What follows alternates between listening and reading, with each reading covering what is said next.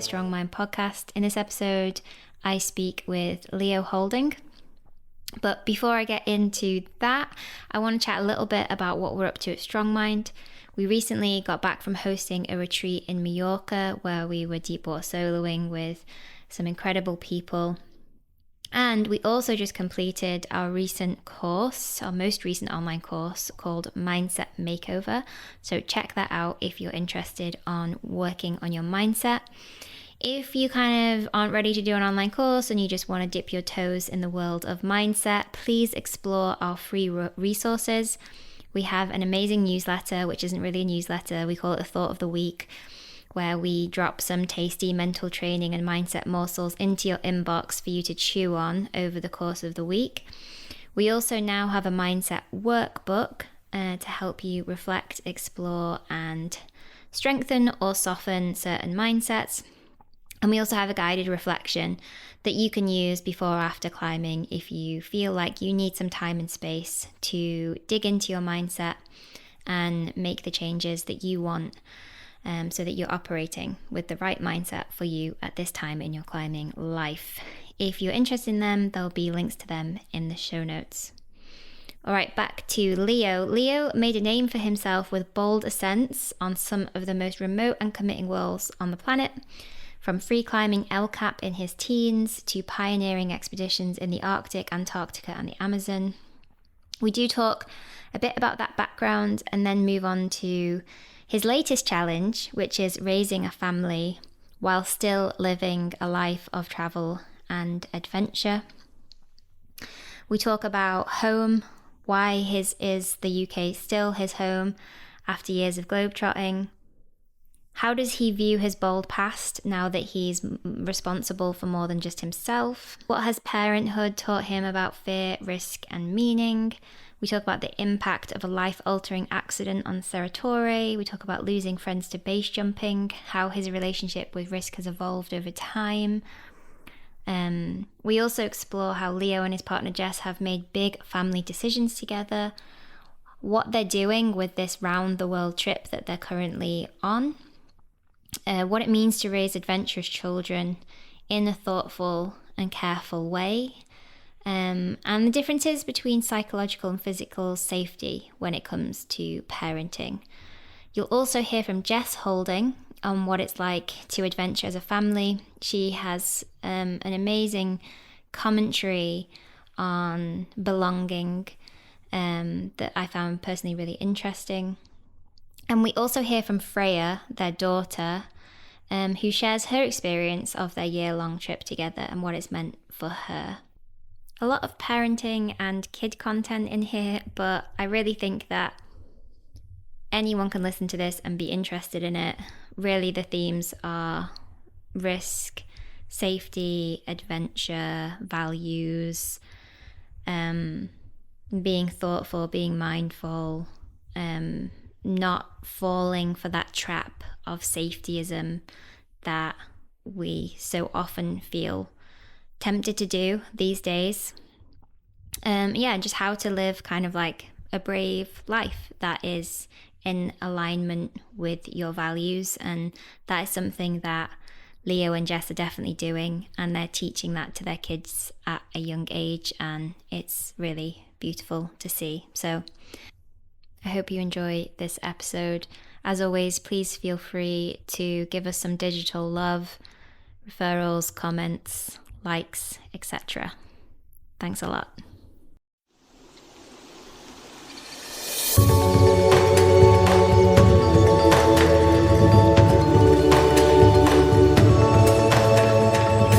All right, Leo, how's it going? Good. How are you doing, Hazel? Yeah, not bad, not bad. Settling into your new life? Yeah, exactly. Although I think it always changes, doesn't it? Which I guess we'll get into. But I wanted to start, Leo, and I don't know if you remember this at all, but years ago, you came to a party at my student digs when I was a student in Bristol. Do you remember that? Yeah, with Tim. Yeah, with Tim. And it's really funny, and I remember it for a few reasons. One, is that you were like a dead famous climber at the time. And like anyone who was my age was like, oh my God, Leo. And the second is that Howard, my friend, who was like, wow, Leo's dead famous, had left a bottle of wine in his bedroom, but it wasn't a bottle of wine. He'd used it to piss in, as you do when you're a student. And you almost drank from this bottle of wine with piss in. And I always just remember that because it was that moment of like, should we let Leo Houlding drink our mate's Oh, it was piss? nice of you to let me know. I don't remember it, so you obviously got in there just in time. We did. We got in there just in time, yeah. And then the other thing you said to me that I remember is that you said, I always thought I would like live somewhere like California, somewhere exotic in the sun with amazing climbing, but I've just settled down in the lakes. So even though you've done all of this traveling and been on all these amazing expeditions, home is still the Lake District for you. And I just wanted to ask you, what does that mean to you? What does home mean to you? And how has that changed over the years, especially now that you have kids? Well, I would say a big part of the reason that we live in the Lake District now, I grew up just outside the lakes and I lived away for a long time. But now we're back and we have been, I guess, for almost 15 years now, it's the kids and also my wife, Jess, who's also got ties to the Lake District. Her mum lives not far away and is getting a bit older now. And Jess is really close with them. And my parents are just up the road as well. So there is that kind of homely thing. I still sometimes think that, to be honest, Hazel. I still sometimes think, Yeah. how comes I live in the Lake District with all these small rocks and like hills and rain? But to be fair, right now we're traveling the world for a year, so it's a bit different. But I remember a friend of mine years ago told me, home is home. And when you're having a good time, then yeah, California or Spain or South Africa or wherever you are traveling is great. But when the chips are down and you're not having a great time, if you're injured or if you're in a dark place or if life isn't going well, there's something about being at home which is really reassuring. And, home is home. It doesn't matter where you go in the world, you're still going to be English and you're still going to have certain emotional and sentimental ties to where you're from.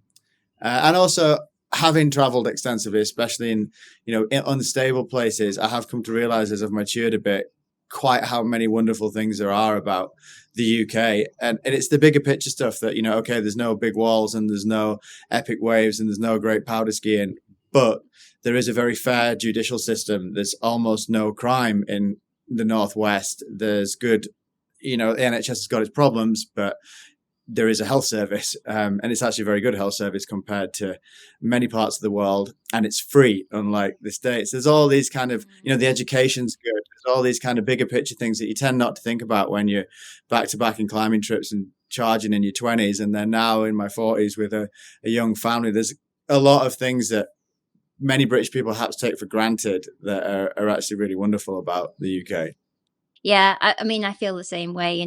I've not settled like where I grew in a lot of the places that I grew up because they were like really quite crap places. But I'm still in the UK, and yeah, I feel the same. All right, I want to get into kind of like your climbing, your career, and I want to ask you because you're like as I said, you were sort of like this mega kind of role model of our generation. Like, Angus Angus, my partner, just looked up to you so much.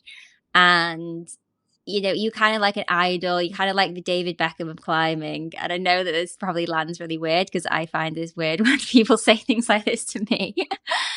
But, I, looking back on that time, like when you were in your 20s, what was cool was kind of like being reckless, wasn't it? It was like, if you look back to Hard Grit or Committed, it was like being as bold as possible was the coolest thing, right? And that was really kind of the message.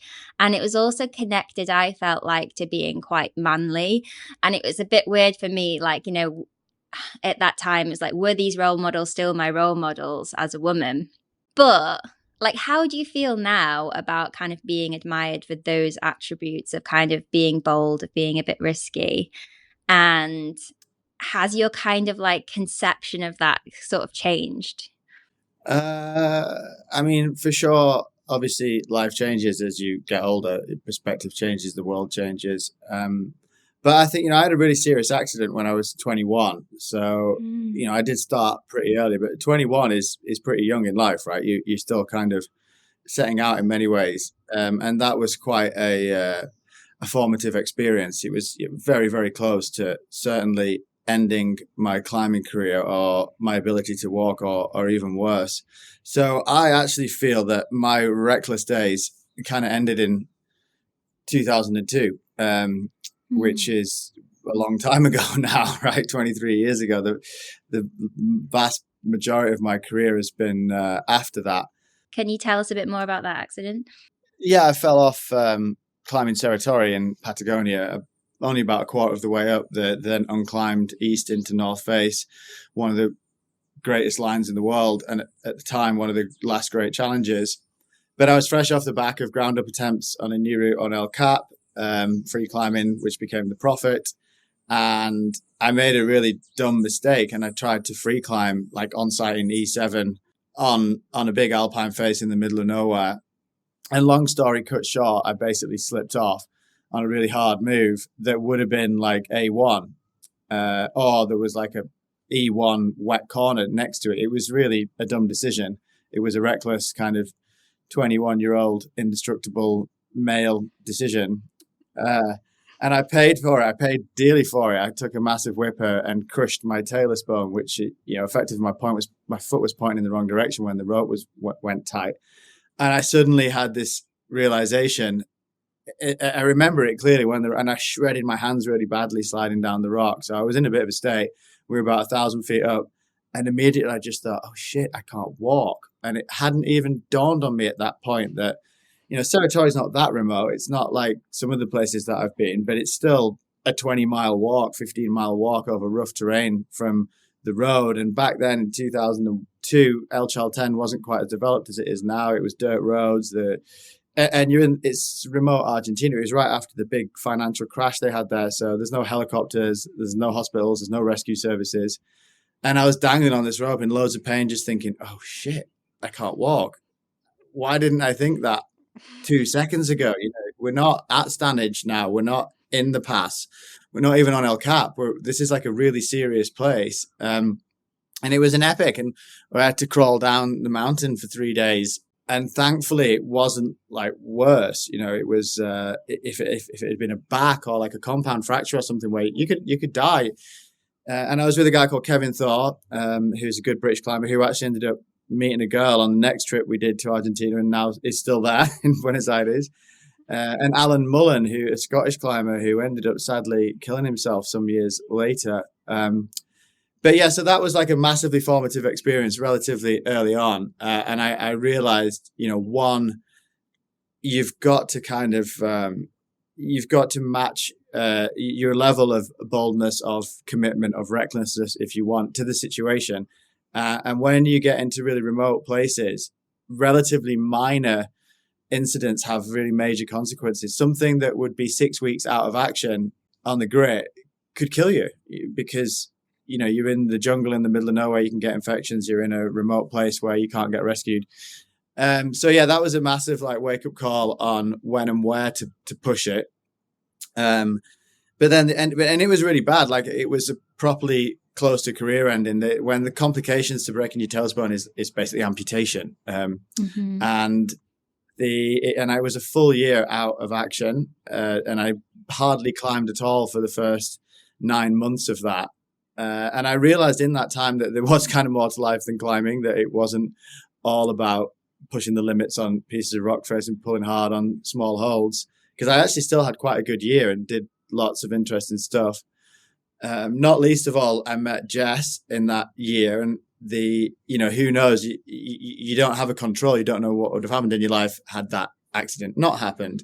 But I can say with certainty that this wouldn't have happened, and I wouldn't necessarily have ended up meeting Jess and getting married quite early in life, and then having this family and this life that we live now. So I don't regret the decisions that led to that accident. I also ended up buying a house back when it was like 125% mortgages and you could get houses for 50 grand, which there's no way I would have done that if I hadn't have had an accident. You know what it's like when you're back to back in trips. You just haven't got time to Yeah.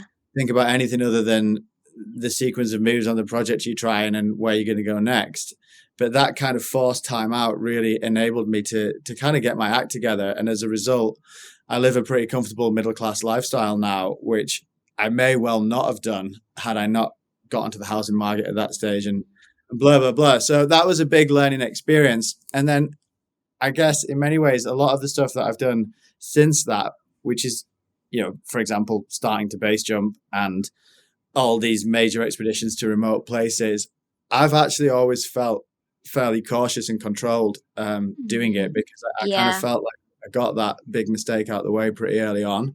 And although many of the things I've done since then are basically more extreme, more hardcore, I like to think I've done them with a less recklessness and a higher margin of caution. Yeah. And I think that's kind of this interesting point. From the outside, it looks like the things that people like us do are reckless, but from the inside, they don't feel that way, right? Because that's how I feel about some of the things that I've done. But still, the message a lot of people receive, especially back then, was more along the lines of like, let's go for it, let's be bold, sort of really kind of pushing things psychologically. That was kind of the trend. Yeah, and I just wondered, like, how you feel about that message still, and whether it's changed since having kids too, because I imagine that kind of notion of what's cool in climbing is all like well and good when it's you, and then when it's kind of what you maybe want your kids to hear, does that change? I don't know. I mean, I think clearly there is an element of boldness to the style of climbing that I've always been into, and still now, I do like to push it. But particularly with Jackson, my little boy, he's definitely got a daring, adventurous streak. We've just been jumping off the balcony into the swimming pool over here, and it's not very deep. It's only about 4 foot deep. So we've been building up to it. We started off on the lower bit, and bend your knees, go in slightly leaning back if it's not very deep. And by the end, he was jumping off the top of the bridge into it. So I think you don't want to go from A to Z. You've got to go from A, B, C, D, and build up to things. But I have always enjoyed the risk of climbing. I've always enjoyed danger. I've never enjoyed training. I don't really enjoy sport. I find it not particularly rewarding. And I've found that element of risk is what makes things exciting. I've definitely realized now, and I feel this less with climbing, because I think climbing is relatively controlled. Certainly rock climbing where there's not much snow and ice around. But with base jumping in particular, I stopped base jumping when Stanley died in 2013, but I have still got a rig, and I was actually intending to jump off Half Dome again one day, because it's like the funnest thing ever. But I was up there quite recently with the kids back in November, and it dawned on me that I kind of don't want the kids to get into base jumping or sky sports in general. It's just so unforgiving. Another friend of mine died last week, Carlos Suarez, and that was skydiving, which is a lot safer than base jumping. But it's just so unforgiving. It's like much more exaggerated than climbing. The margin for errors are so slim. And it dawned on me that I'd really rather the kids never got into base jumping. And then it did make me have some of those thoughts that you're talking about now about, well, holy shit, I did quite a lot of it. And it never once crossed my mind what my mum or dad might have felt about me taking a running jump off Half Dome, or for that matter, what making videos of it and making it look cool and inspiring other people to do might do, because it is incredibly fun. It's incredibly exciting. But looking back now, it's it's been carnage. The amount of friends of mine, direct close friends and indirect loose friends, that have died base jumping is pretty shocking. And when I look back to the stone monkeys, all the kind of Yosemite crowd through the 2000s, I mean, pretty much half of them are dead, which is, way skewed statistics for this demographic. That's like, as much as you try to convince yourself that, live life to the full, they died doing something that they enjoyed, that's kind of all bollocks. They're still dead before they're 40. Yeah, and there's other ways to live a meaningful life, right? And I think the way I see it is that I find climbing quite exciting enough as it is without making it unreasonably risky. I mean, even sport climbing, maybe we've got different headspaces there, but can feel exciting at times depending on what you're doing. Yeah, for sure. But I fell out of love with head pointing a long time ago because it just, I just find it really difficult to get motivated to risk breaking my legs on some little bit of rock that's kind of 6 foot away from another route.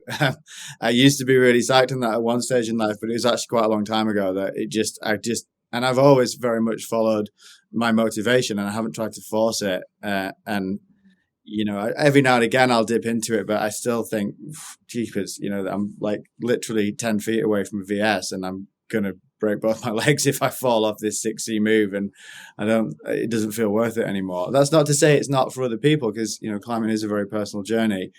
And then there is a lot other risk involved. The stuff that gets me psyched these days is actually really dangerous, and it's risk that's hard to manage. It's objective hazards like rock falls and avalanches and that kind of stuff, which I kind of dislike, but at the same time, that's where my dreams lie. Okay, I want to ask you about motivation. Just to wrap that one up, what I was going to say is I did have this slightly brutal realization, although it didn't hurt that much. I was stood on top of Half Dome at sunset with the family, having just basically Simo climbed Snake Dyke with them, which is amazing. What a really amazing day. And it kind of dawned on me that I probably am never going to jump off Half Dome again or any other cliff. And it's been long enough now. It's been over 10 years that I'm okay with that.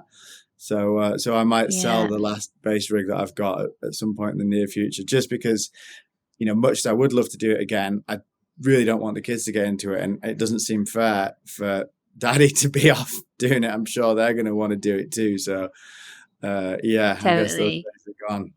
Yeah, it makes you sort of, you can't really be a hypocrite for your kids, right? Or ideally, you're not. So. Yeah, and much as I'm not afraid of them skiing powder or climbing big walls. I feel that there's much more manageable risk in that, and by skill and experience and good equipment and good decision making, you can manage it. Whereas I like to say that about Sky Sports too, but there's just too many people have died to feel that that's actually true. Yeah. Even paragliding, which is a lot safer than the stuff that you're doing. I used to paraglide, and I kind of decided for me that it was too risky for how much I enjoyed it. And I didn't, a bit like kind of what you're saying about head pointing. I just I knew that if I even broke my ankle paragliding, I'd be really, really angry. Whereas if I broke my ankle climbing, I'd be like, well, you know what? I love climbing. This can happen. I knew this could happen. I would be accepting of it, but paragliding.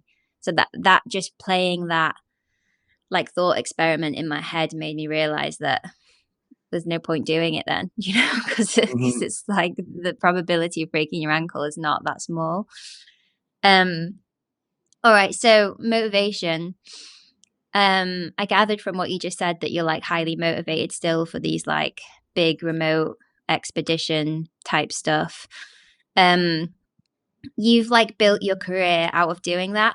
You've maybe people don't realize this, but you've had quite an unusual career in the sense that not many people have made a living out of professional climbing quite in the way that you have, especially now with social media and everything. You've really kind of done this sort of formula of trip and film type thing, which, as far as I understand it, is like really hard work because there's so much planning and thought, and logistics that go into these expeditions. So it's not just the time that you're there, but just all the lead up, and then also getting funding.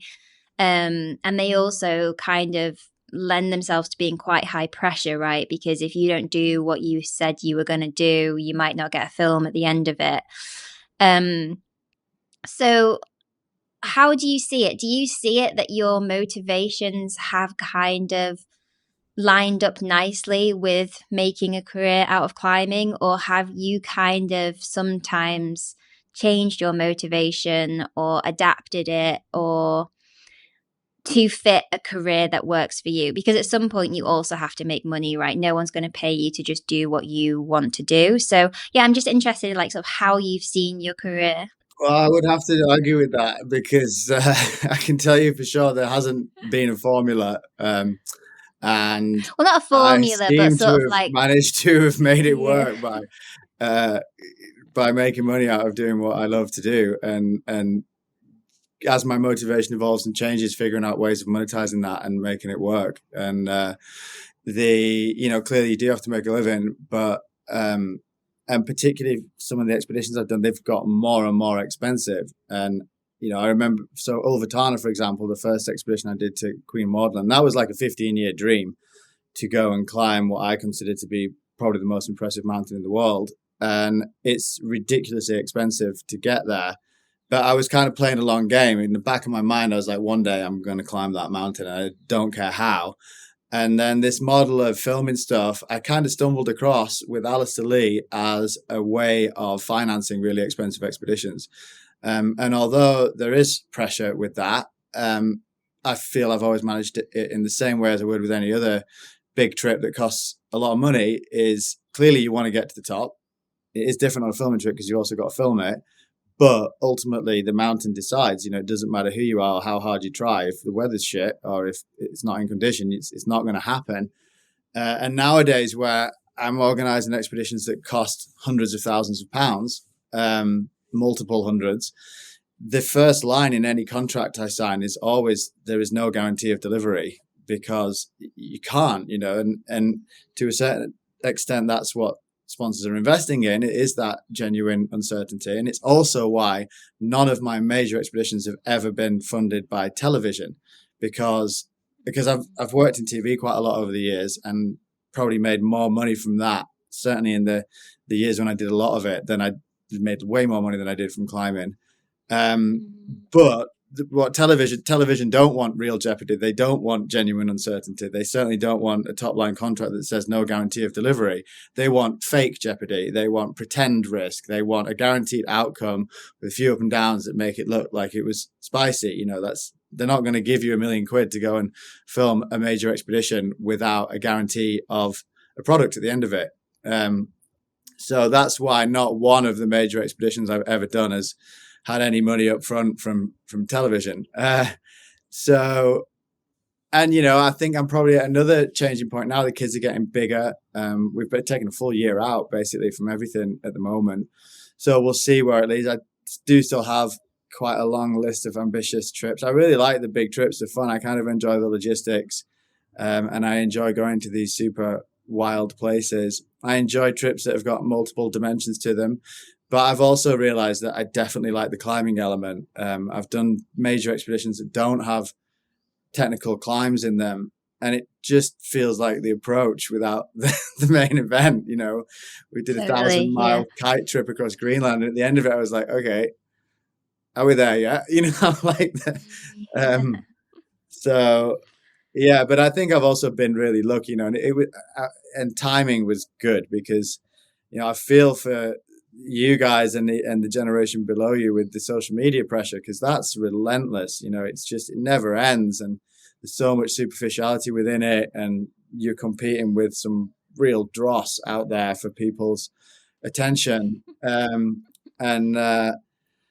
It's totally relentless and it's high pressure. And I feel that I remember when I was climbing a lot in Yosemite, it was months turnaround. It was still slide Yeah. films, and it would take weeks to get them developed, and then magazines would take months to be published, and it's literally minutes now, right? And it's old news by the day after tomorrow. So it's and cell phone signal came really late to Yosemite. You didn't used to even get cell phone signal there. As late as Well, it's like, still pretty bad. well, yeah, not on El Cap, weirdly, right? Everywhere else, but Yeah, yeah, it's good on El Cap. Yeah. yeah, it's better the higher up you go. But it was brilliant. You didn't even have phone signal, and never mind internet all the way up the wall. I haven't been to Yosemite for ages until we went recently with the kids, and it was pretty weird for me to, be thrust into the social media age of El Cap, not least of all because we did post some stuff and, climbing with the kids, and it got loads of reaction, positive and negative. And it was like, oh, this is weird. I kind of enjoyed being up here with no comms, and now you're like, Yeah, well, I want to go back to that, like social media stuff and the kids, a bit later. But just like following up with that kind of career stuff, it sounds like you accept that you've been lucky in some senses, but it also sounds like you've really kind of prioritized the things that you want from life. You've prioritized your dreams, you've prioritized climbing. You've prioritized building a career around the thing that you love. And I think that's kind of what I personally admire most about you. It's not necessarily all your climbing stuff, but like, you've carved the life that you want for yourself. I always admire that in people. And I just wondered, like, a little bit of a cheesy question, but like, what advice would you give to people who kind of feel stuck with like their lot in life? I know that you're saying some of it's luck, but like if someone feels like they're living a life they don't want to be leading, like what would you say to them? Well, that's a tough question, but I do talk about luck. I sort of have mixed opinions on that because part of me feels that there are elements of chance involved in life. We are all lucky. I'm certainly lucky not to have died in a few weird accidents over the years that were absolute chance that I didn't. But at the same time, I do believe that you make your own luck, and you can't just sit around waiting for stuff to happen. Life isn't purely a lottery. It's not just like you take a ticket and you see what happens. You have to like get off your ass and make it happen. And it's a lot of effort and a lot of work to make some of these things happen. And you'll hit stumbles and obstacles along the way. As I already mentioned, in climbing Ulvatana in Queen Morden was a real sort of life dream for me from when I was a teenager, and I first became aware of that mountain. And right then I was like, one day I am going to do that. And at the time I'd never climbed a big wall before. I'd never been on an expedition. I'd never climbed or been in snow. I didn't even have the money to pay the rent at home. And so it was a long game, and you take the opportunities that come your way. And if opportunities don't come your way, you make them. So I would say it's easy to say that. And I do feel for people who get stuck in a rut, but ultimately you are in control of your own destiny, and you have to take responsibility, and you have to get up, get out and make stuff happen. That's a lot easier for some people than others. But ultimately, I think also you've got to be willing, I lived a very modest lifestyle for a very long time. My bed was a crash pad. I paid 15 quid a week rent in a shared room when I lived in Wales, not far from where you are now, for years. I was willing to like do that. It didn't feel like a sacrifice because I was really happy with my life at the time. I got to go climbing all the time. But, in hindsight, I wrote an autobiography a couple of years ago, and I kind of look back at that. A lot of people aren't willing to make those commitments, to take those risks. A lot of people want the security of a normal life and a job and, a decent car and a mortgage and all that stuff. But it does require a certain level of commitment to choose to live an alternative lifestyle, to take a different path. Yeah, no, totally. I'm with you on that. Although I think back to the years that I kind of lived that lifestyle, and your level of discomfort, your sort of tolerance for that kind of discomfort drops massively as you get older, doesn't it? It's like Yeah, I can do the sort of the discomfort on the expedition, but like living in a shared house, I don't know if I could do that anymore. yeah, I know what you mean. I mean, I actually really enjoyed living in shared houses, but yeah, life progresses and then you get used to, and generally, Yeah, your expectations go up, which is a problem. If you can keep your expectations low, then you find satisfaction a lot easier throughout your life, but that's kind of not how it works. totally. All right, let's move on to the kids stuff. General question. What is your biggest fear for your kids? Biggest fear for the kids? That's a good question. I mean, there's multiple levels to that, obviously. As a parent in the modern age, I really worry about. I think it's different for both of them. They're different ages, they're different genders. I really worry about the influence that screens and social media and gaming has on lives. It's so easy just to spend your whole life glued to a screen, and that's not entirely a bad thing. There's a lot of creativity happens in the screen. Alistair's films have all been made sat in front of a computer screen. There's all the great buildings in the world are designed on architectural structures on a computer screen. It's not, we all do it, right? We all spend way more time than we'd like glued to a screen, but most of the people, I'm really noticing it traveling now. I haven't like traveled for a long time. I'm always kind of on a mission.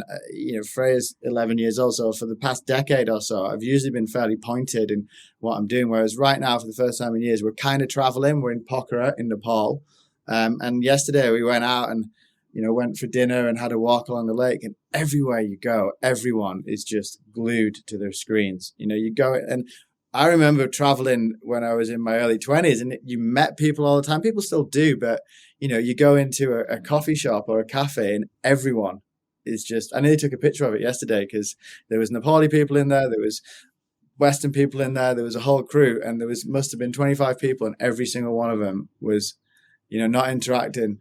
And that's dangerous because you just, we're all trapped in these little worlds. So I fear that the kids are going to be screen addicts because it's all designed for that. I also fear that, that I'd really, not so much a fear, it's more a hope that just to find something that they really motivates them in life, that they really get excited about, because, a lot of people don't, and they get by and they don't necessarily feel any worse for it. But I just feel so fortunate to have found a path in life that really motivates me, to find a passion that you're really willing to express yourself in and commit to. And I really hope that the kids find that. And, part of the reason we've taken this year out to travel the world, and we're not doing that much rock climbing, hardly, some, but loads of other adventurous activities, is to try and show the kids all these different places and different things to do, and in the hope that it'll get them motivated to find their own paths in life, and really get their teeth stuck into something and find something that motivates them to live an exciting life. Yeah. All right. Sticking with fear, what have you learned most about fear from your kids doing the things that you've been doing on this trip away, and then obviously the stuff before as well? Well, I think, fear manifests itself in many different ways. And I think with regards to kind of the adventures we've been doing with the kids, I think we've managed to turn the dial incrementally enough from when they were really little that they tend to, I mean, you'd have to ask them, but I haven't noticed any moments of real fear in any of the stuff that we've done. Freya in particular, who is autistic, she has Asperger's, she experiences anxiety and fear in a very different way. It's much like she was really struggling yesterday in Pokhara, which it's a relatively chill town, but it is busy. There's cars whizzing by. It's places that she doesn't know. She doesn't like restaurants. She doesn't like waiting. And, anxiety is a form of fear. So she experiences fear in a very different way. It's not dangling off a rope 500 meters up El Cap. It's the going into an unknown space with lots of noise and bright lights.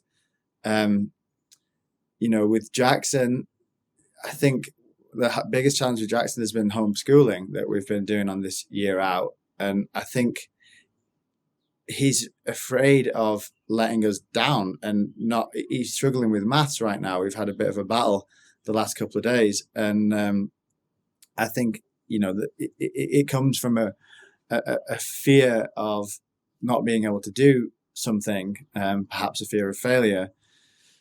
So it's not like mortal fear or risk of getting hurt, and we've been doing some pretty rad stuff. In fact, if anything, I'd like to dial up the fear a little bit on them. We've been dropping off, not exactly cliffs, but pretty big kickers. We've just come from Hokkaido in Japan, where we've been skiing powder all winter. And to start with, they were really struggling. Skiing powder is hard when you start, when it's deep, especially for little kids, because obviously, waist deep powder for me is neck deep for Jackson. And it's hard to learn. But when it clicks, it's like one of the most amazing things in the world. And by the end of the season, they both got it. And we had some absolutely insane days with, flying across deep powder. And there's been a couple of times where they need a bit more fear. You certainly, no fear is a total bollocks, right? It's people with no fear are the ones that get hurt, and the people that you don't want to play out with. You need a healthy respect for fear, but it's how you manage fear and how you process it that can either be disabling or empowering. And also, as I always tell them, for me at least, fear and excitement are two sides of the same coin. If you're not a little bit scared, then it's not going to be exciting. Totally, yeah. So it's all about getting the challenge level right. And you said you've incrementally upped the challenge in a way that has meant that your kids haven't been overly scared. So tell me a bit more about how you've done that, and has there been a time at all where you got it wrong? Because my dad tried to do that with me, but there was definitely times where he got it wrong. And, he was like, go up that E1 or whatever, and then I'm crying my eyes out and have to get rescued. And those times are okay as long as they don't happen too often, right? Or otherwise you're going to start to have a negative association with that thing, and you won't want to do it again, especially when you're a kid. So it's all about getting that challenge level right. But yeah, how have you managed that? Especially when it seems like your default is to kind of just jump in the deep end, that's what you did when you were a kid. Yeah, it might appear that way, but I don't think so. And part of the reason that other than the one accident I've already mentioned, I've had a remarkably successful strike rate on major expeditions to really dangerous places without a single incident. Yeah, there's never been a major incident on any of my trips, which isn't a coincidence, And I've done more than a dozen major expeditions as well as loads of little ones. And not only have we had a really high success rate, nearly all of them have come back with major accomplishment achieved. No one's had an accident or nothing bad's happened. Touch wood. There is an element of chance involved in that, but it's also, extremely good planning and execution. I am quite proud of it quietly, that all these major things, and it's hard, and it's not chance, it's thinking through all the possible things that can happen, making sure you've got a strategy and equipment in place and a plan B if something happens. It's not luck that, means that we managed to get up the North Ridge of Roraima with Anna and a couple of local dudes who'd never GMO'd before. It wasn't by chance that we had all the extra food that we needed when the porters hadn't brought enough to leave. I knew that was going to happen because I've been around the bush a bit. So you kind of hedge your bets a bit. Jumping straight to the other part of the question, with the worst one we've had possibly ever, and certainly on this year of adventure, just to clarify, we've taken the kids out of school for a year. We set off at the end of July last year, and we're going right through back-to-back trips and adventures until next academic year.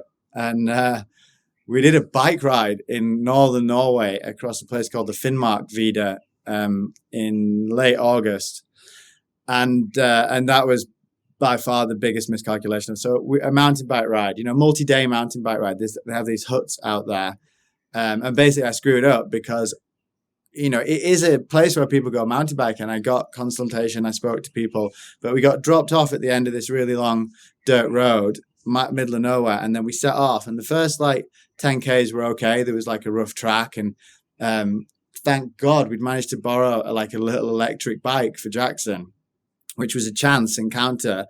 And then the track just turned into a bog, and it was really bad. And thankfully, whenever we do wilderness missions with the kids, we always bring a super minimalist camping setup. I've got this amazing little tent.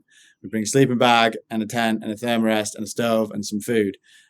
So you've always got your survival kit, and I always carry it. On this occasion, I had a little tag along mountain bike. It's like a trailer, but with a suspension, a single wheel trailer, so it's quite good. Anyway, the track just turned into a full on bog, and it was 35 kilometers on the first day, that's a pretty long way off road for a 7-year-old kid.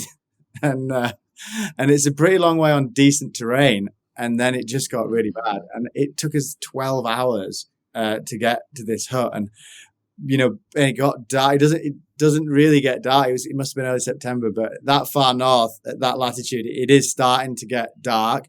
And finally, after 10 hours of this really brutal ride, we saw the hut, and it was still miles away. It was just this little dot. And no. Finnmark Vida it's wild. It's there's not maybe a few places in Scotland are comparable, but it's hundreds of square kilometers of nothing.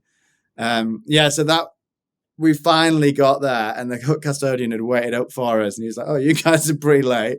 We got there at midnight. The kids were absolutely exhausted, but thankfully we were just on the right side of an epic. That was as close as I'd like to come, because as you said, if another few hours, or if we'd ended up having to camp in the bog, they would never have wanted to do another multi-day bike ride. It was pretty close to the edge. But then the next day, which was still 25 Ks, which is a long way, but it was a good track. It was mellow for them. It was nothing to them. If it hadn't have been for the day before, that would have been the hardest day they'd ever had on a bike. But because it was half as hard as the day before, their tolerances had changed.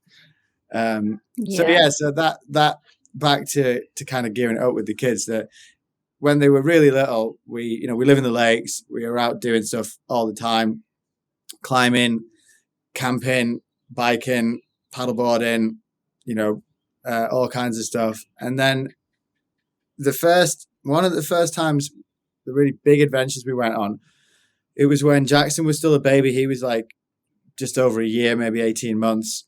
And we went away for the summer. And Jess is a very hands-on mum, but also really keen on adventuring. And we used to do loads of stuff, multi-day trips before the kids in the mountains. And then when you've got little kids, it's quite hard doing multi-day mountain missions. But we thought, well, let's see what we can do. Let's see what's possible. Lots of really lightweight alpine climbing kit helps, because back then, Jess used to carry Jackson, Freya used to walk, and I used to carry everything.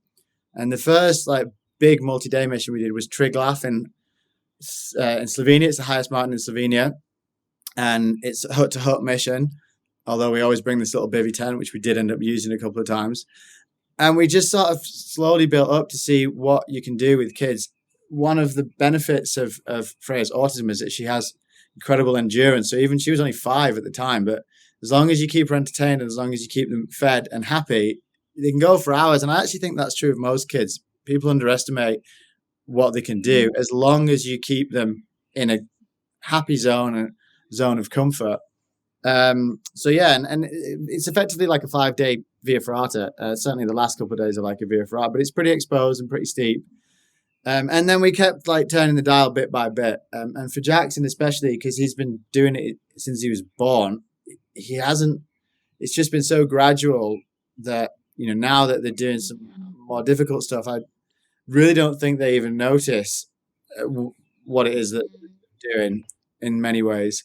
But you'd have to ask them. Yeah, yeah, fair enough. So, one thing that I quite like about sort of your guys' approach, which really seems to like fly in the face of what we hear from the messaging from like normal society, is we as soon as you have a kid, and I know this now because I've got one, you're just constantly getting all this messaging about their physical safety. Like, don't put your baby to sleep like this. Don't sleep in the bed with your baby. Don't, it's just so That's many bollocks. rules. I know. Anyway, we won't get into that, but there's a lot of messaging, right? And so if you've not got that kind of risk management discernment that you might have if you're a climber, but also I know climbers who are parents who their risk approach to risk is completely different with their kids than it is with themselves. Mm-hmm. But it's always about their physical safety, right? And it's not often about building psychological resilience. And I asked you, what are your biggest fears for your kids? And you talked about things like social media and things that are really more about their mental well-being, about their ability to thrive. And I just wondered, like, obviously it's natural for you to have been, doing these things with your kid, given the lifestyle you've led, but how much do you think about that kind of difference between physical and psychological safety? And then, you also mentioned you were getting messages from people that were maybe a bit negative about some of the stuff that you do with the kid, because I imagine they think that you're not being quite safe with them. So what's your kind of response to all of that? And Well, I like, think yeah, how do you approach it? basically the physical well-being of a child is absolutely given as a parent, especially when they're little. They are basically suicidal, right? You've really got to keep your eye on them. They will die if you don't. They really are, like, humans are born way too early because of the big Yeah, heads. And fragile. Yeah. yeah, they're super fragile. And then they go through this suicidal phase when they're toddlers, and they just try to swallow things all the time. They try to crawl off cliff. They try to climb up. It's full on. You Yeah. have to be on it. You can't take your eyes off them for certain periods. You can't leave change lying around. But these are just normal everyday life hazards. And I think Jess and I are actually pretty cautious parents. Like, whenever we walk around in town, we hold the kids' hands, partly because we live in the rural area. The kids are not very traffic aware. There's lots of, near water, especially when they're smaller until they're strong swimmers. We're really quite careful, much more so than other parents. However, we definitely do stuff that most people would consider way higher risk, but that's because they don't understand the risks and they don't understand how to manage the risks.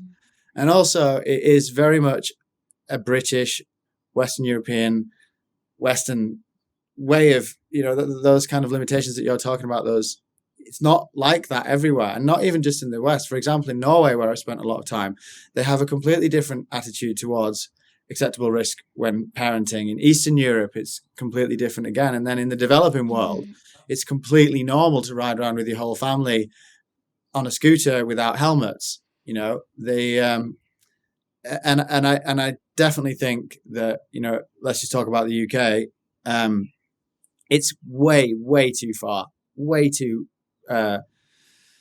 risk averse as a society, and as parents. And I think it's doing a lot of harm to children. I'm a trustee of the Outward Bound, which is a big charity. It's kind of the original Outward Bound. It's been 80 years we've been taking kids. Last year there was 27,000 kids went on adventure holidays, and there wasn't a single incident. But even in the time I've been there, which is about 8 years, which was over COVID, there's this shift, and it's in parents away from wanting their kids to do anything, terrified to send the kids on these adventures.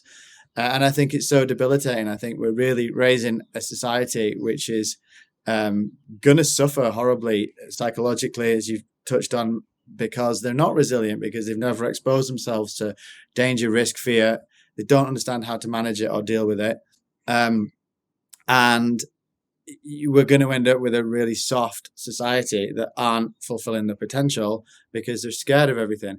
There's quite a lot of data, which I'm not going to quote to you right now because I don't have it at hand, but I did a panel with this really interesting woman at an event last year. And, one of the things that really struck me is in the 1970s, primary children's sphere of exploration was like a mile, within their home.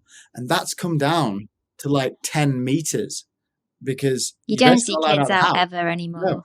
No. I never see kids out, and we used to play out all the time. Yeah, exactly. And it's, and the reality is they're not going to get kidnapped. They might get run over by a car, but the fear of things happening is way greater than the actual risk of things happening. And again, we're pretty privileged. We live in a quiet little village in the Lake District, so the kids can go out and play by themselves. It's not like living in, whatever a dangerous part of a big city. But I think it's really important that kids are exposed to danger and risk in an incremental, managed way. But something that I am realizing, I kind of knew it all along, but it's starting to piss me off, is how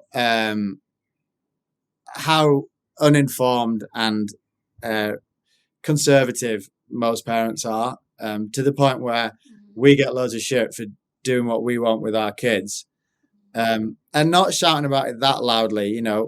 I'm not Instagramming every day everything that we're doing with the kids. We put a bit of stuff out there now and again, and it's kind of surprising how much, how sort of sheltered most people's understanding is of risk, and specifically climbing related risk. And part of me wants to help people realize that it doesn't have to be that way. There are different ways of raising children, which I think and Jess thinks are much better. And part of me just thinks, oh, fuck off, I can't be bothered with you like that.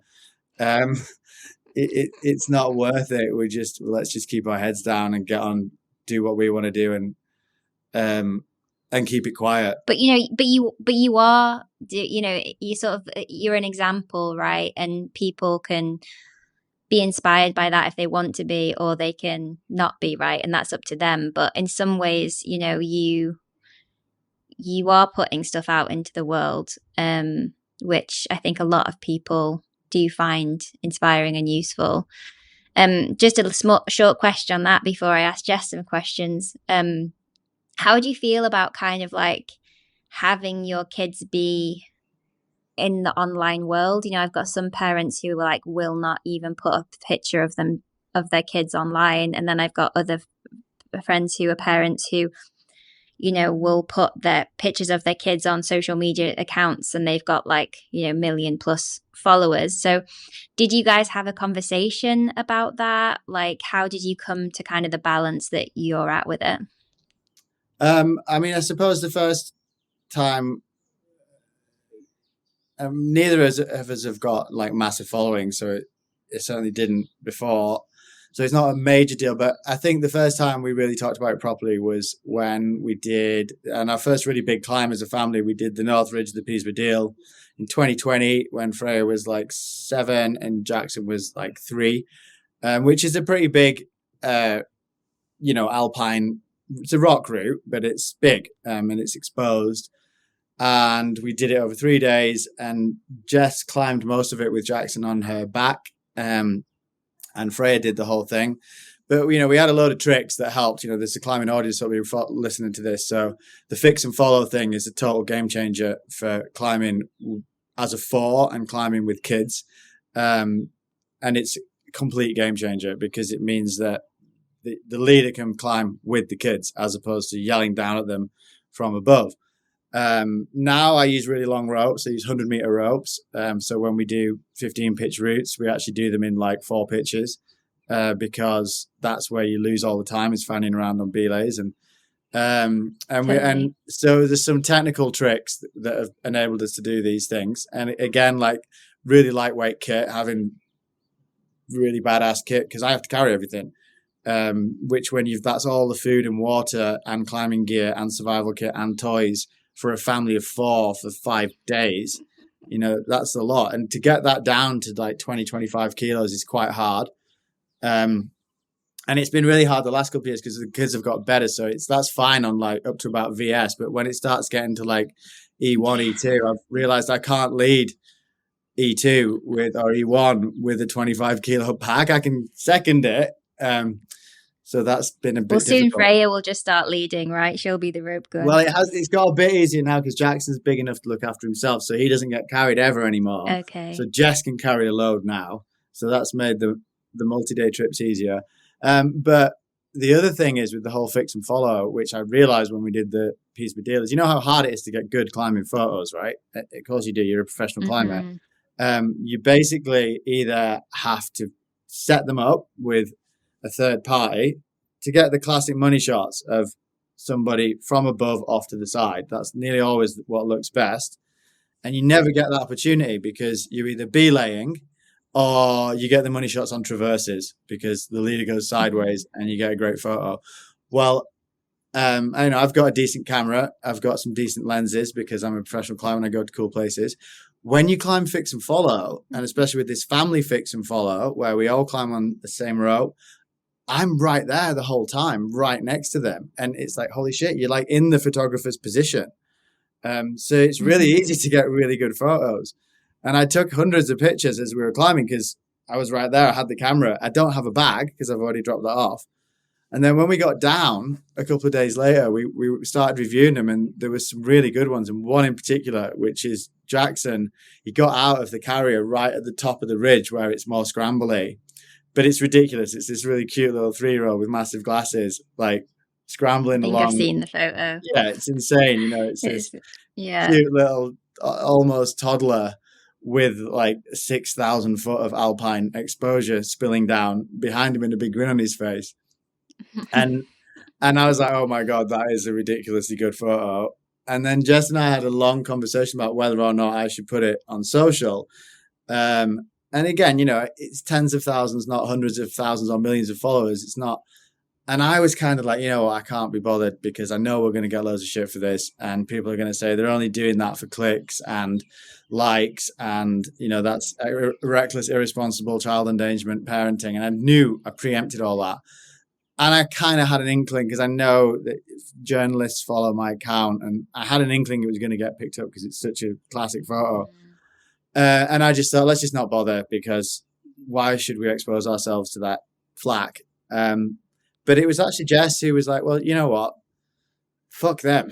Because we know clearly that we have our own children's best interests at heart. We care more than anybody else for their physical and psychological well-being. And we know that.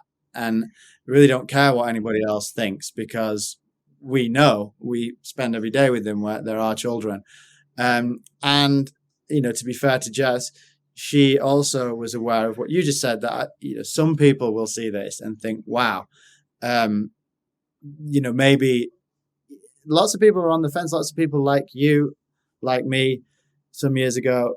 Do you really want to have a family? Do you really want to start a family? Maybe part of you does, but the other part is like, you've got to make a lot of sacrifices, especially if you're an adventurous spirit who enjoys doing exciting stuff with an element of risk. Maybe I'm not going to have a family because I don't want to make those sacrifices.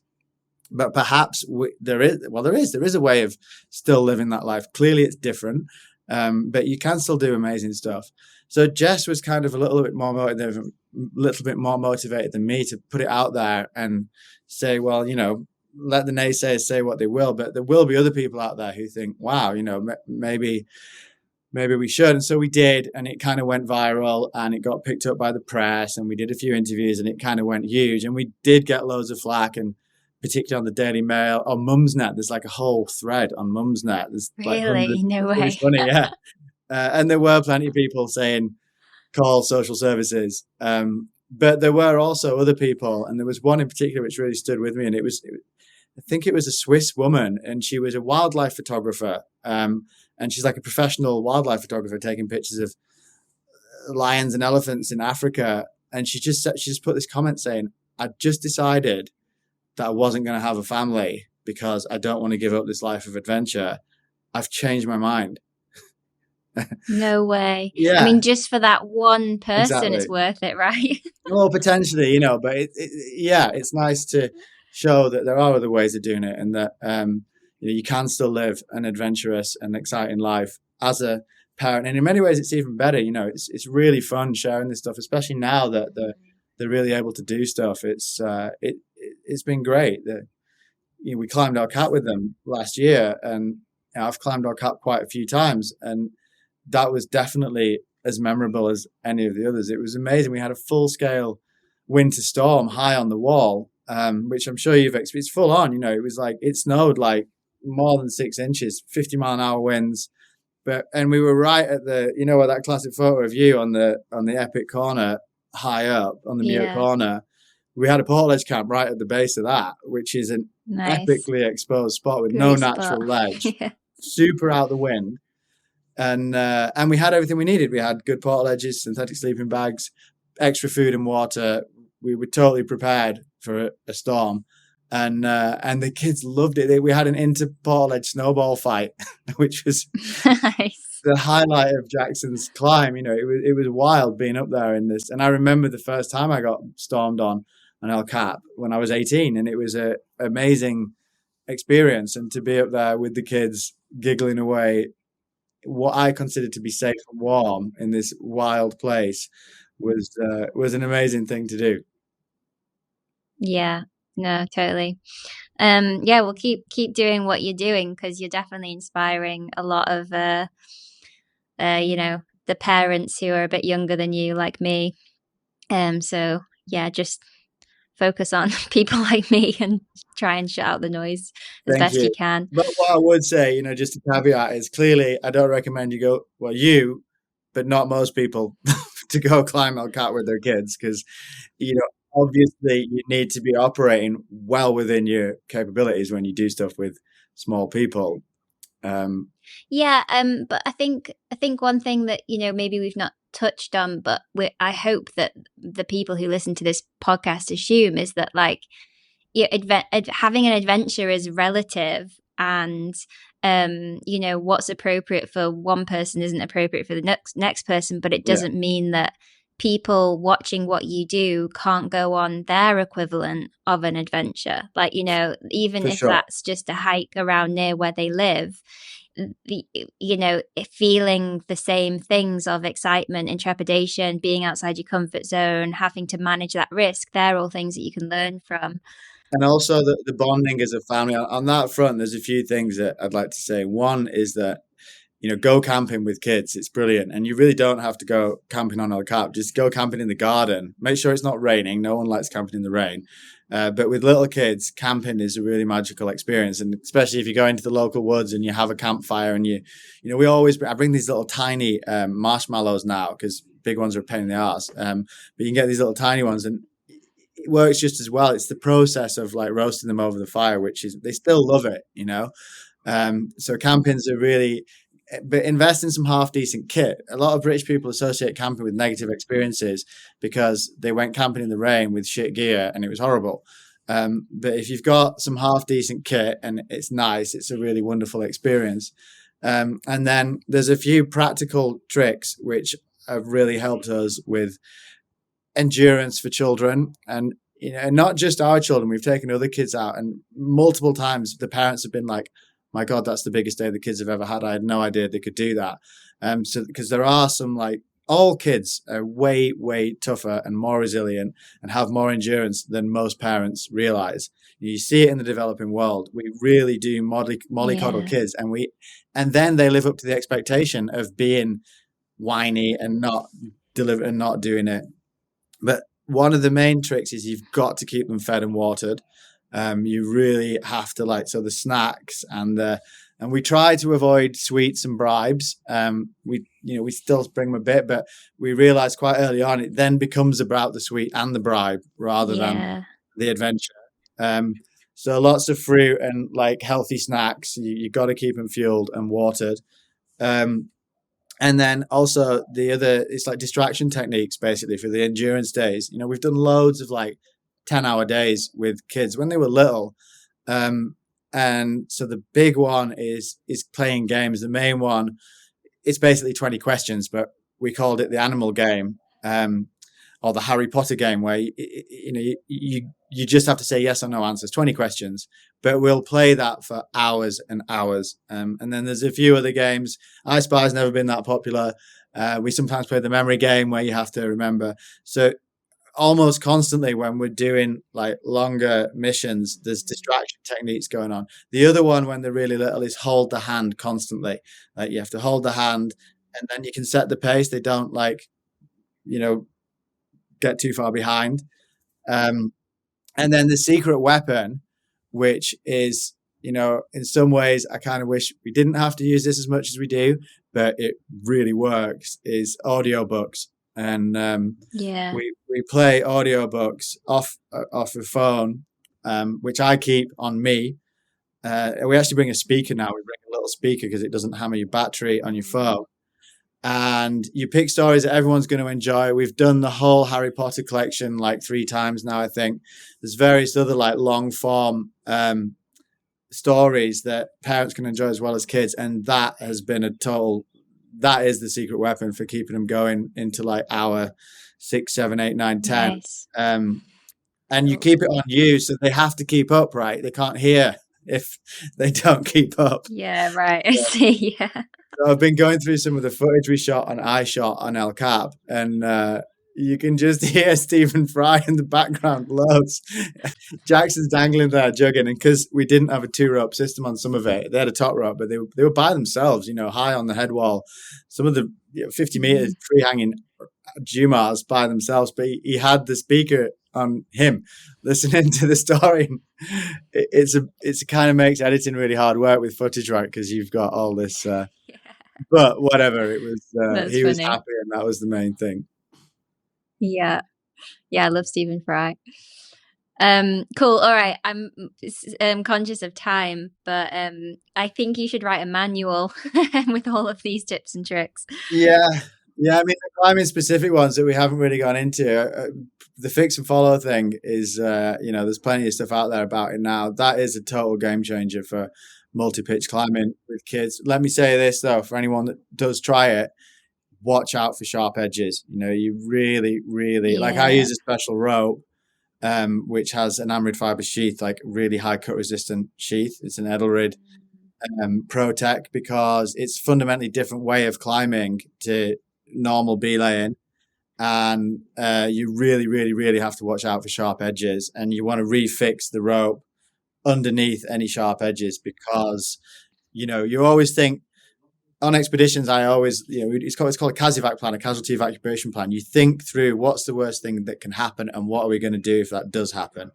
And with fix and follow, when the whole family is climbing on a single rope, it's really bad, because the worst case scenario, the ropes can cut when they're under load on a sharp edge. So yeah, just if you start playing with family fix and follow, watch out for sharp edges.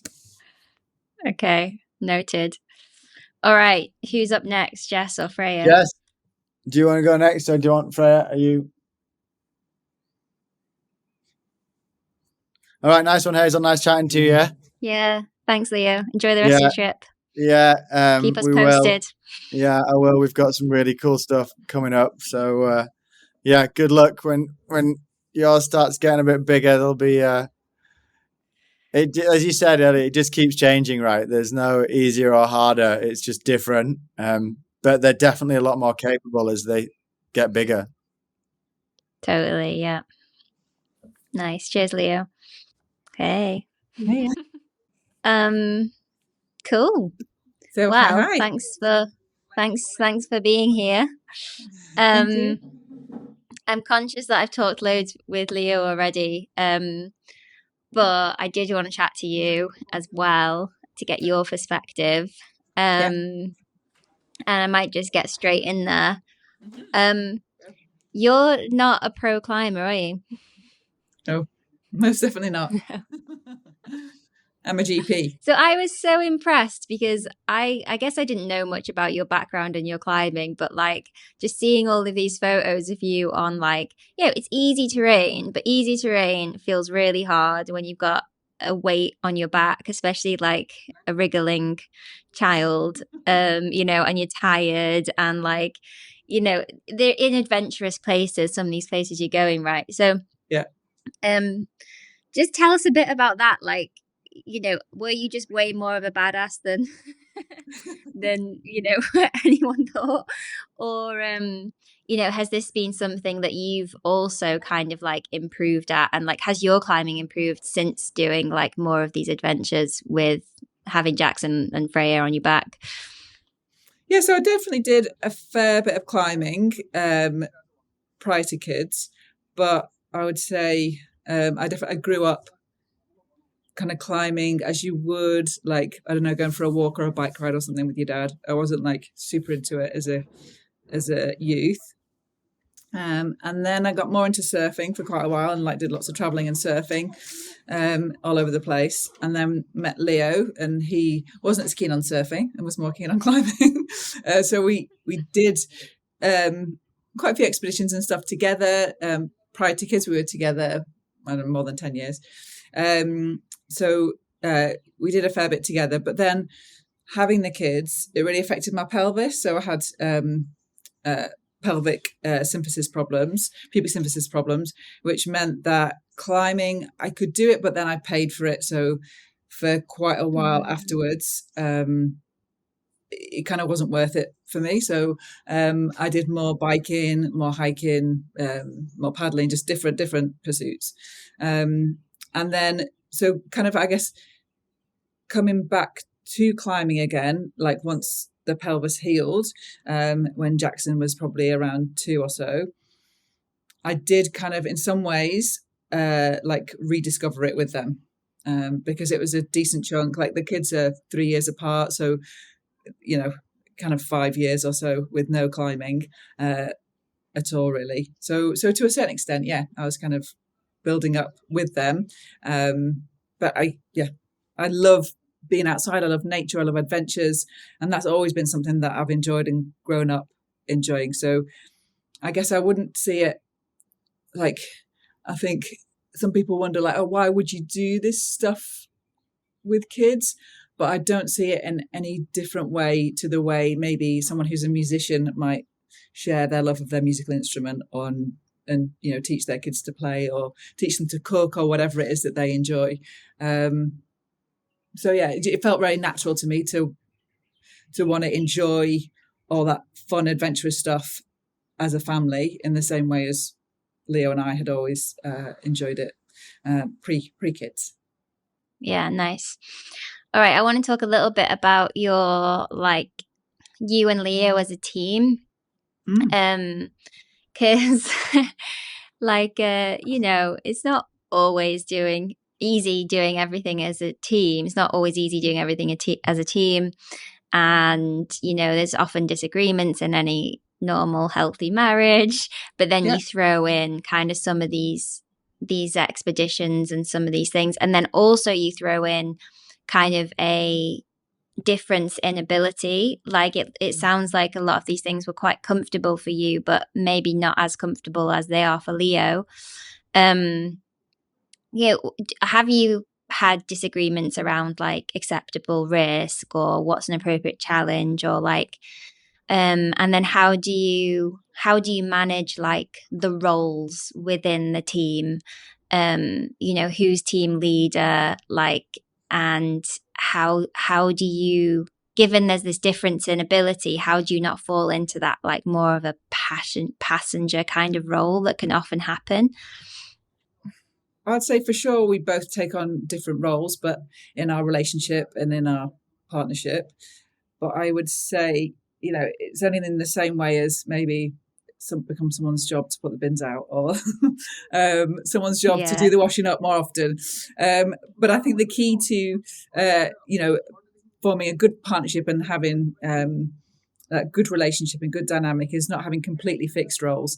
And that's very kind of context specific. It's very contextual. So it might depend on the time, on the situation, on the task at hand. And I think having flexibility within those is really key. So, you know, some adventures we might do, it might be that I'm more taking the lead depending on what it is. If it's a big hike or I don't know, multi-day bike ride, paddling, whatever, then it might be something that I'm kind of more in the driving seat in terms of decision making in some regards. Certainly when we're climbing, Leo have that wealth of experience. He's spent a good chunk of his life on big cliffs. So I would, in some ways, he's the one that's leading both kind of physically and metaphorically in terms of, picking objectives and things. But then I would say we are very much a team in terms of managing risk and making shared decisions about risk. So it's very much something that we discuss openly. Like we always think about the worst case scenario and, how do you evacuate? How do you manage that? And how do you try and prevent it? So we'll always talk about, looking at the weather, we usually try and climb ridges so that there's less chance of rockfall, pick routes where there's less likely to be people above, and think about how we're going to get out if something happens. Even we're about to do a big trek here in the Himalayas, and I've got Jackson's baby carrier that I still carry with us, so that I know that if either of the kids, even Freya at 11, I know that if either of them get really sick, I know that we can literally strap them into a child carrier and put them on our backs and get out if we need to. So always looking to manage those risks, I guess. I don't know if that answers the question. Yeah, no, it does. I mean, you're just a good team by the sound of it. Just a really good team. And I think, some people, when they're just watching what you guys are doing, just think it's almost like, the answers are just more boring than people want them to be, right? The answers are just that, you just really think things through and just do things in a really methodical way, which I think is how a lot of climbing is, right? Is that on the inside, it's actually not as exciting as it looks on the outside. Absolutely. I think it's about balancing as well that kind of the risk versus the reward, right? You don't want to put the kids in harm's way, unnecessarily and in a stupid way. Everything has to be controlled and thought through, but you're also thinking about the balance of risk and the reward. So what the kid's going to get out of this, thinking kind of most recently, we've been deciding what peak to do here in the Himalayas, and we were we're looking at a slightly higher one, slightly higher altitude, and we're actually, will the kids get that much more out of it just because it's a slightly higher altitude and the risks of being at higher altitude for them, especially having not been before. So we're it's just about weighing up actually what the kids are going to get out of it and what we're going to get out of it as a family versus the rewards in terms of how much fun it's going to be, and the skills they're going to get, the connection they're going to have with each other and to nature, and all the good stuff that comes from doing fun adventures together. Yeah, which is really how we approach this stuff when it's just ourselves as well, right? But you're having to think those things through for the kids as well. So I was going to say, I think as parents, we definitely, it's a huge part of everyone's job as a parent. And I think some parents think about it maybe explicitly, but maybe some don't. And it's just implicitly what we do as parents, in that, it's whether or not you choose to put a safety gate on when they're a baby, or, I don't know, teaching them to learn to ride a bike. At what point do you allow them to cycle down a road with oncoming traffic? That's a huge risk decision that you make. What's the curfew when they're a teenager, whatever it may be. They're actually really big risk decisions that I think that we, whether we know it or not, take as parents for our kids all the way through. I think it's interesting to share that risk with the kids and to talk about it with each other. There are things like whether or not you choose to let them have an iPhone that perhaps in the past people might not thought of as a risk, but actually it's a very real risk in terms of like mental health. And yeah, so I guess it's just thinking all that stuff through. I think it's really a key part of parenting, whether we know it or not. Yeah, and I guess my intuition there is that you'll probably get better results if you do that from a place of being conscious and aware of it, rather than pretending like things aren't risks. I think we often pretend that driving in a car is not a risk, but it is. We've just made that risk normal. Yeah, it's same as my experience through pregnancy. People thinking, that what I've been doing is risky, but from a place of thinking that they live a risk-free life, but no one lives a risk-free life. Absolutely. But what have you noticed about your kids having approached it in that way? Like, have you noticed anything different about them compared to other kids, other than the fact that they're likely quite resilient? And have you learned anything from them around this stuff?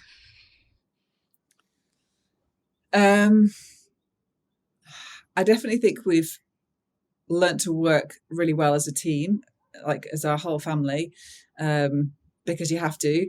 Like, I think that's one of the things about as well being on the road and being together all the time. Like, that's the best bit of being on the road, is being together all the time, but it's also can be the worst bit too, because you just, there's nowhere else to go.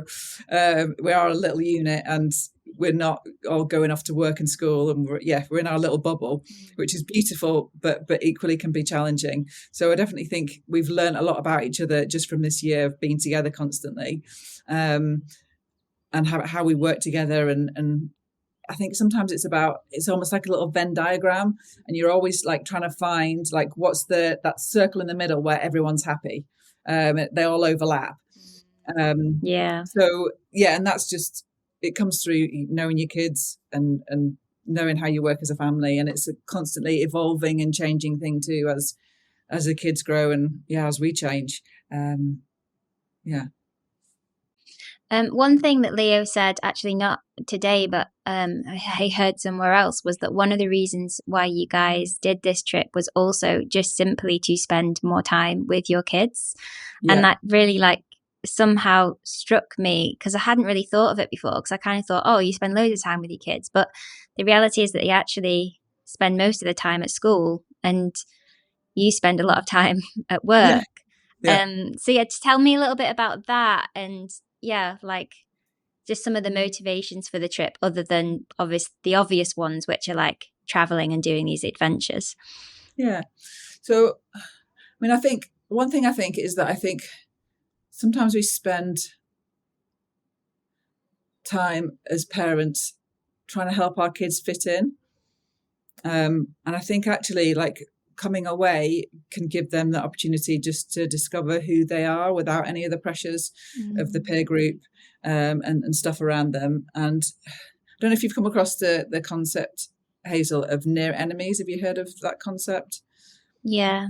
So I think that so if I try and explain, so a far enemy would be like what love is to hate, and a near enemy would be like what obsession is to love.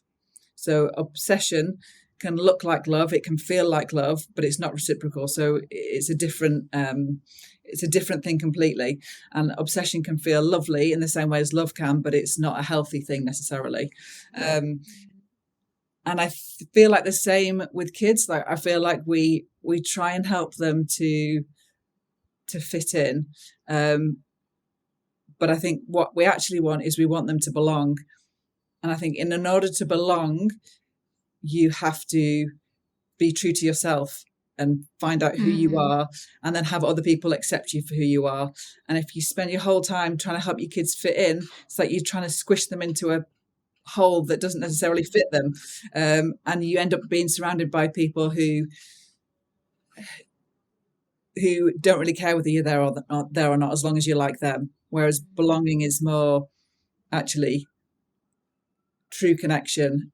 And so part of coming away is helping them to try and figure out how they belong, because I feel like fitting in feels a lot like belonging, and in that same way as the near enemy concept, but it's not. Whereas true belonging is like, that's what it's all about to me. And I think in those formative years as a kid, like figuring out, that's when your brain's forming and developing, and all the neural pathways are kind of getting fixed and making the highways in the brain. And I think having that time out and having that time together, I hope gives them that time to find out what their passions are and who they are in the world.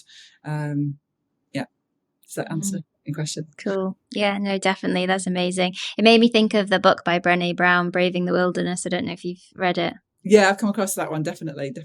I feel the same way with social media in a way. I feel like social media has that same concept of like, it looks a lot like connection, but it's not connection. Totally. You know what I mean? Like we pick up our phones because we go, oh, I want to feel connected. I'm bored. I'm lonely. I'm sad and whatever. So like you pick up your phone and flick open whatever your poison is, and it's that the brain's craving that connection, but actually it's not.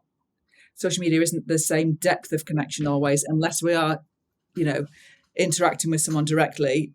Just passively scrolling doesn't always have that same connection, which is the thing that we're actually craving, if that makes sense. I think it's just being aware of those things. Totally, yeah. Yeah, I think social media has got positives and benefits, but looking for connection is not something you'll find there. Yeah. All right. I would love to talk more about this, but I've already taken up too much of your precious time with your holiday, and I'd love to ask Freya a question or two. So maybe should we pass over to her? But thanks, Jess. That was really interesting. Yeah, no worries. Lovely to talk to you. Okay, bye. Bye. Enjoy the rest of your trip. Hi. Hi, Freya. How are you doing? Good. How are you? Yeah, not bad. Yeah, it's nice and sunny in Wales. So yeah, we've been getting outside a lot. Yeah. How old are you now, Freya? I'm 11. I'm 12 in July. Oh, wow. You're getting big. All right. Well, thank you for coming on the podcast. I wanted to ask you one or two questions, if that's all right.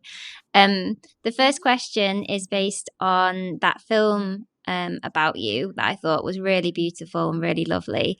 And you talked a little bit about feeling scared. And I just wanted to ask you, has there been a time where you've felt scared on any of these adventures, whether that's climbing or in a social situation, and you've kind of wanted to go down, or you've wanted to be somewhere else other than where you are, but your parents have encouraged you to keep going, or you kind of have to keep going? What do you do in those moments? And have you got tips for other people who feel like that as well?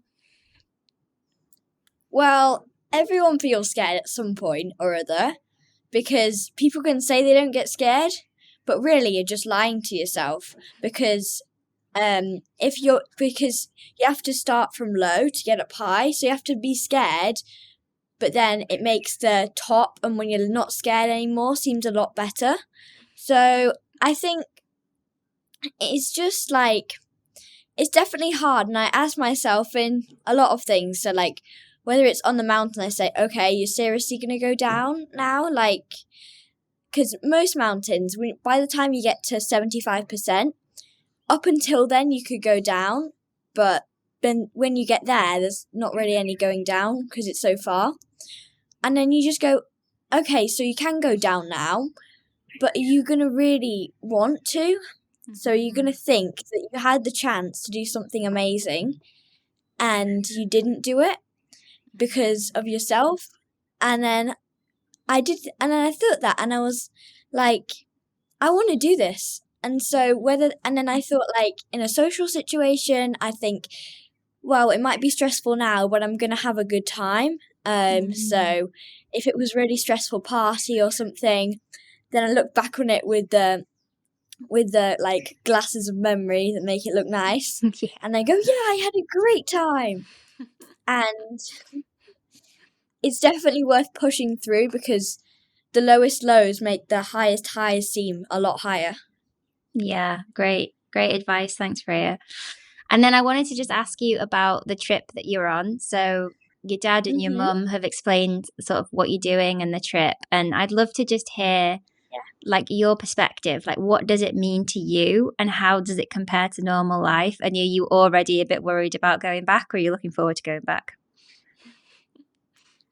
Well, it's definitely very different to normal life, but then like contrast is what makes life worth living. And like I contact my friends and they're like there was a disco at their school, and I was like, I kind of miss that. I miss like there's not a lot of people my age that I get to meet, and there's definitely a language barrier.